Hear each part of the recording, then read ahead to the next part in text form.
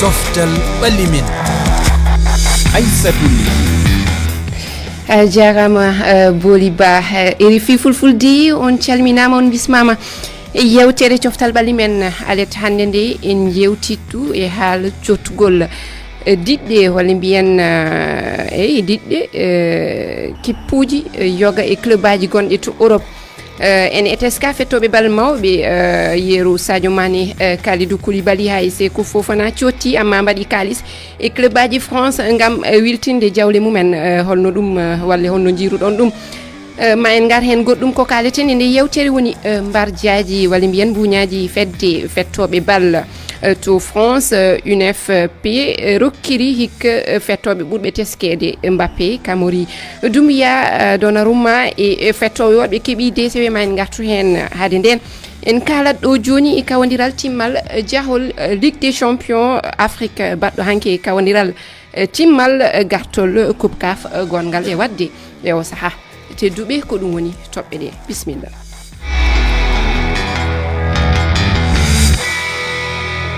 RFI Fulfulde on calminama kadi min calmini heɗɓe karallagal ngal ha e daroɓe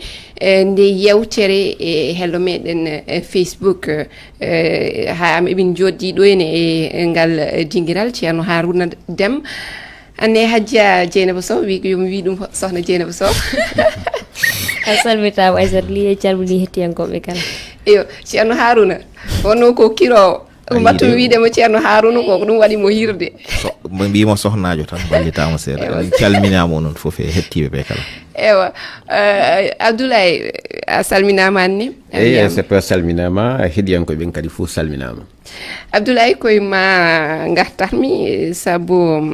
e o saaha eɗen mbawi wiide Zamalek diɗɗal Égypte ngal ene hawodira RS Berkane hol humpiɗo keɓɗa e ngal tinodiral mate woodi logguɗo eyi Aissatou o saaha ɗo ko Zamalek Égypte ɓe loggi taw waɗi loggol hakkunde maɓɓe e RS Berkane ɓe Maroc o saaha tiwnal ngal koye silmaji capanɗe jeeɗiɗi e jeetati hay ko Zamalek noon loggi taw no mbirmi noon ko ka stade Caire mo Égypte wona e fijede ko jahol ko RS Berkane foluno Zamalek loggi ɗiɗi e loggol e siftinde rawane Aissatou ko Young Africans ɓe Tanzanie ƴettuno ngal desewal Abdoulaye ene wayno hanki kadi sen gummima haala Coupe CAF en garati haala Ligue des Champions ɗo e Afrique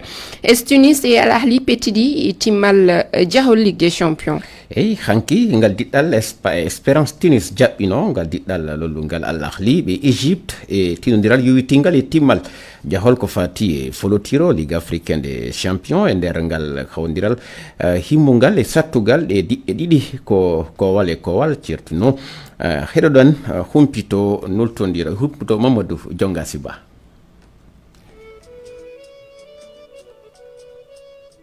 ko ende fijirde noddirtende stade olympique El Menja ngal diɗɗal Espérance de Tunis jaɓɓinongal diɗɗal ɓurgal e lollude leydi Afrique Al Ahli d'Égypte tinodiral ngal sattuno fota saabu diɗɗal hay gotal wawano waɗude loggel fi kala moɓe heɓuno late sappo kono ko Al Ahli d'Égypte wawno heɓugol seraje tati hino wiye corner Espérance de Tunis kañum wawano heɓugol hay serare wotere e nder silmaji capanɗe jeenayyi ɗum hino firi wondema sama kala waɗano e ngal kawrital lefol arnol timmal haray ko Al Ahli d'Égypte woni ko ɓuri e foolugol e ngal kawrital Ligue africaine des champions ko rowani ɓe naɓuno desewal 11 ɓangal Espérance kañum ko 2019 ɓe naɓuno desewal maɓɓe naya ɓangal haray lefol immongol e ngal timmal koye asewe arowo woni ko waɗata e o stade lolluɗo noddirteɗo Cairo International Stadium e leydi Égypte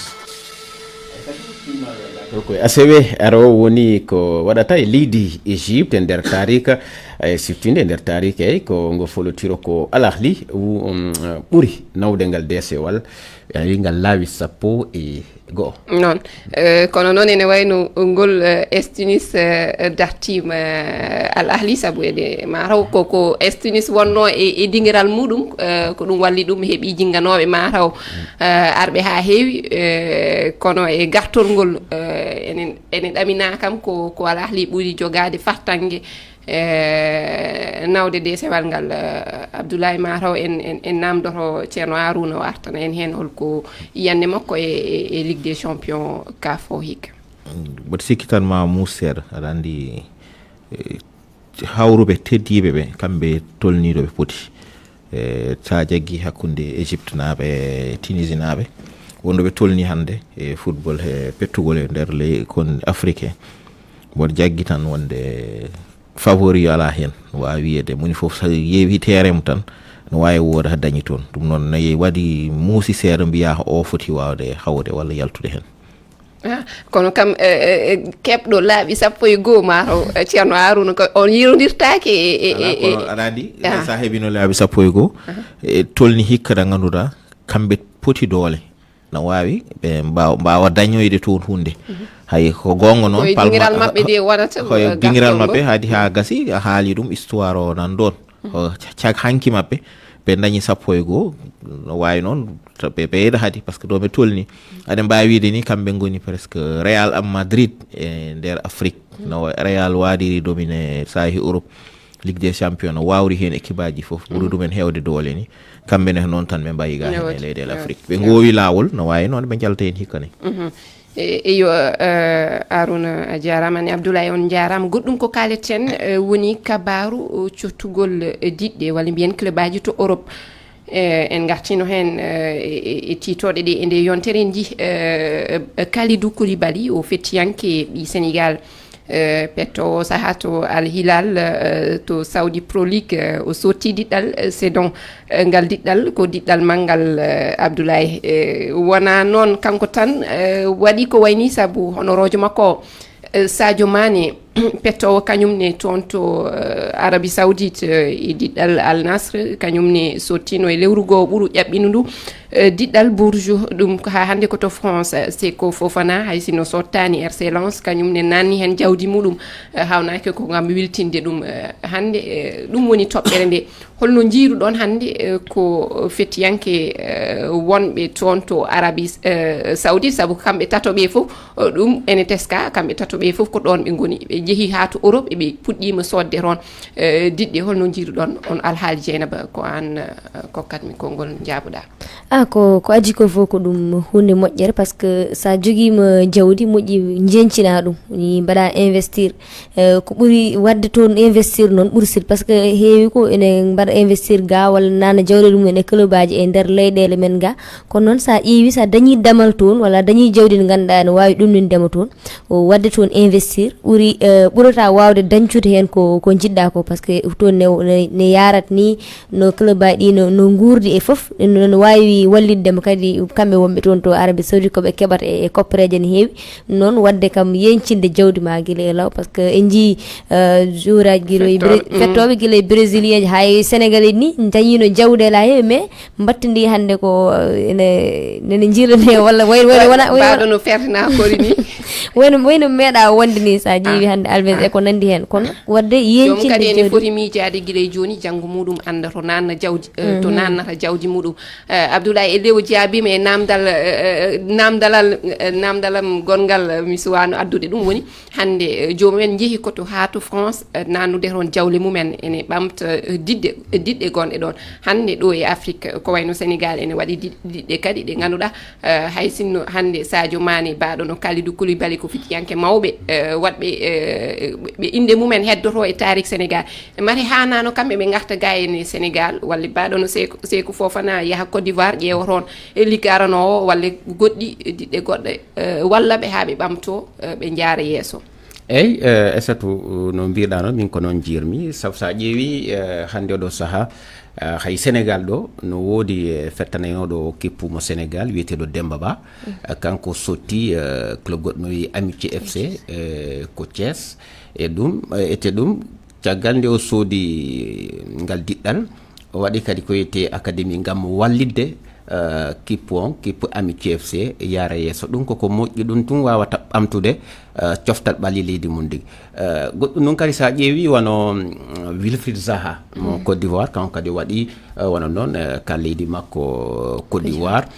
mi sikkude woni Sadio Mané woni Kalidou Koulibaly woni goɗɗo e goɗɗo sikkude sa ƴeewi ko ka ɓe ɓadike ko wiyete kon foftere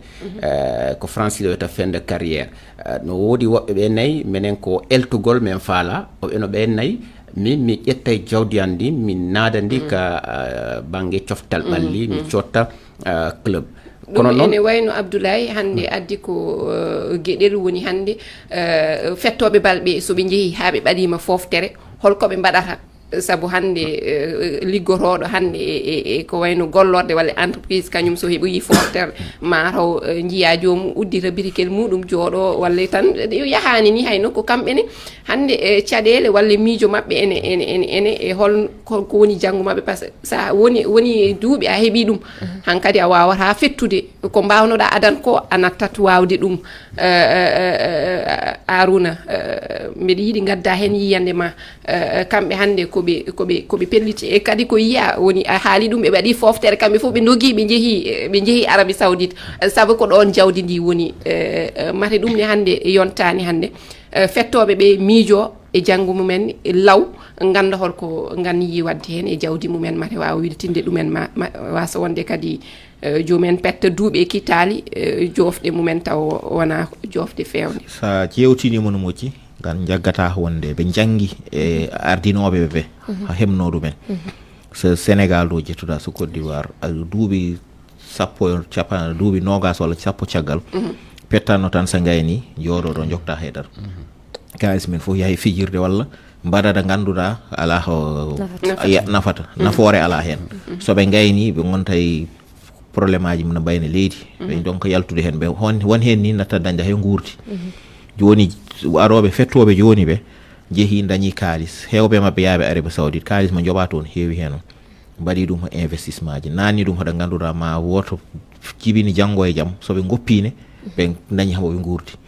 soɓe hunde noon nan hen won hen nannuɓe kalis men e pettal ha joni wayno miiruɗen joni Sadio Mané walla Koulibaly hewɓe hen ha wallidde yimɓe ɓe gandi nanni ɗum hen sa jetti hande Koulibaly Teddy Pellerin mo gonɗo to Sedan baddo ha o nanni hen jawdi makko kañum woni e safroɓe e nder équipe Sénégal ɓe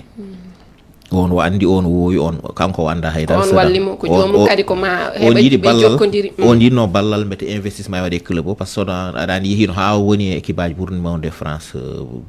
ligue fettoɓe yanoye ɗon Abdoulaye ene haalatno ɗum nane ɓe ceehi haɓe jani joni wonɗo ɓe tolni soɓe dañani kalis gadduɗo kalis waɗi hen no wayno hankkadi ɓe pusat ni mate ɗum ɗon wadde ko investissement kono hay ballal ɓuuri wonde pour wallude sehil makko Sadio Mané ne nanata Bourges ndene pour wallude sehil mum wonno won neɗɗo garɗo e makko mo andi mo woowi wimo yo walluɓe en o walli werte ɗum kono noon kalis ballal kadi nafoore ma arte mabɓe janggo e jaam ngal ballal kadi mate hanani fuɗɗorade e leyɗe mabɓe débat o hay haala ka hay toon woni soɓe jogui kalis hande eɓe nanna eɓe équipe aji eɓe nanna e leyɗele tubahoɓe leyɗele mabɓe kamɓe ummi yimɓe ngala football nanɗo henne hande so Casa Sport wonno walla équipe aji goɗɗi gonɗo e Sénégal ɗi Sadio Mané rewi ɗi walla te jeeya so naniɗo toon kalis wiyete football ɗo e nde pettugol nde Sénégal no yaara yeeso seko foof ne yeehi Côte d'Ivoire waɗi kono est ce que koɓe gañoto hen toon ko ɓe mbawi ɗum dañde ga ala wonta banggue jewde han dañta hen o jewta ko mbaɗata betena ballal wontata bete gane ne yaara yeeso addi noon organisation o aɗani gana waɗi ara organisé ni weɓata neɗo ƴetta kalis nanna hen par ce que sa jetti tan Sénégal hay so wona kolol ngol no woni darodi leydi men de équipe aji darodi ni wona kanena ummo caggal leydi ganda kalis ma naata hen wonta dañda hen walla ko ɗum finat so wata ni mbiyeɗa yaltu ala mbawɗa hen alors ko wona noon yaari sabu kadi e banggal jagorɗe walla laamu ngu e hoore muɗum wallita ɓe haɓe newnanaɓe hande so tawi eɓe jiiɗi sottude wallaɓe lawol ɗo ɓe ndewta haɓe mbawa nadde hen ha joni en mbawi wontude balla comme hande sa ƴeewi hakkude génération foot e Metz kamɓe club aji mabɓe so jeeyi ha wuudi ɗo keeɓi en mbawi jokkodirde ga en e club jokkodira e club gonɗo ga aɗa wallodira e mum kono wiɗene waɗɗo investir kam oɗo sahani ala no wawi wonde investissement o waɗi o tottiri joni joni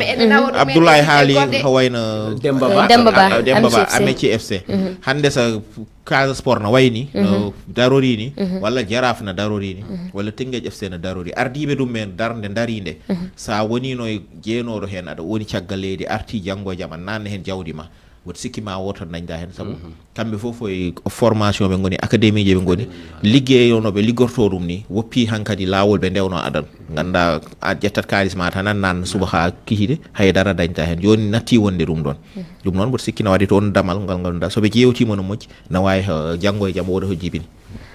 iyo ɗum noon en jawtati dawol gongal ngal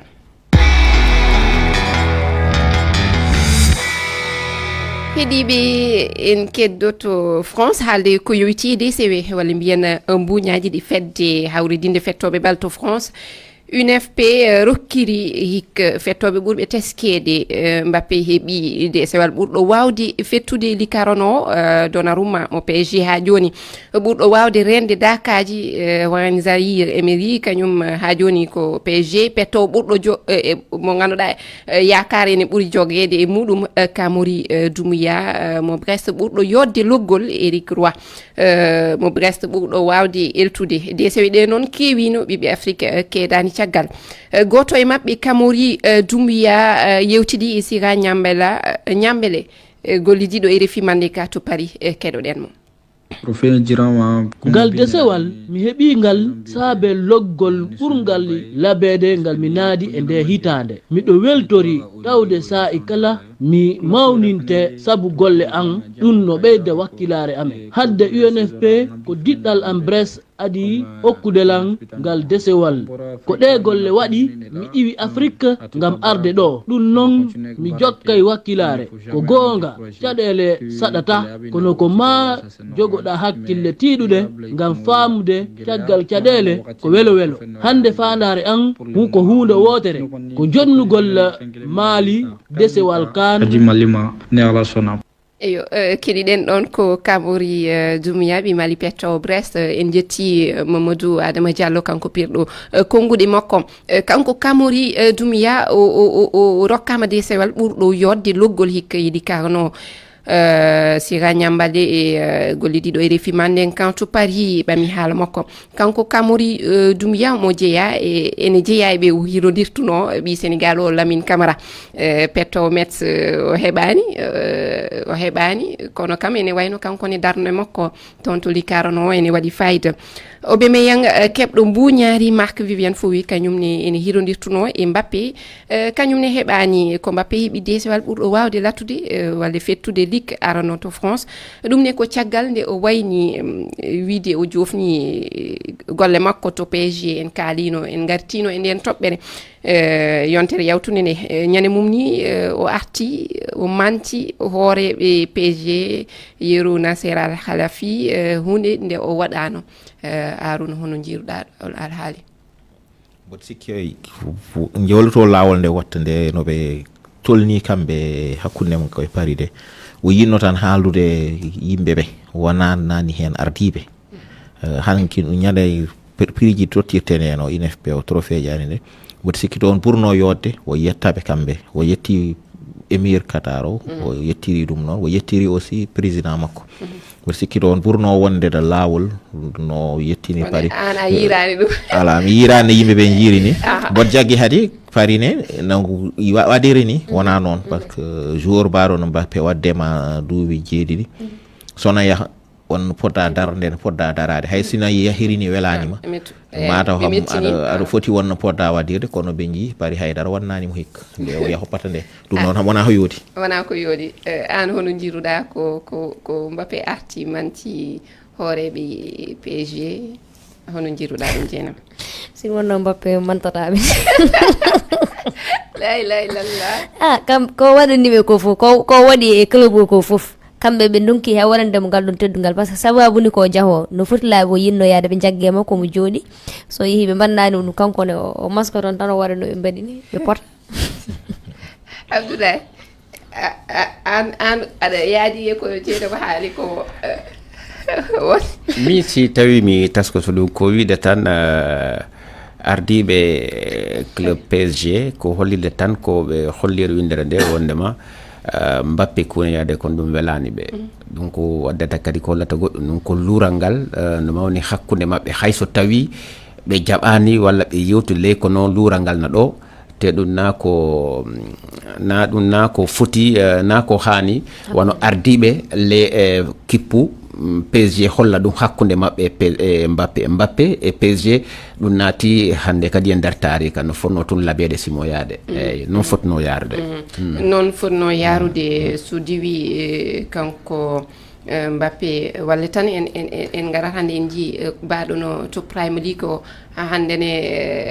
o en waynima Jurgen Klopp ɗum ne hande caggal duuɓi kewɗi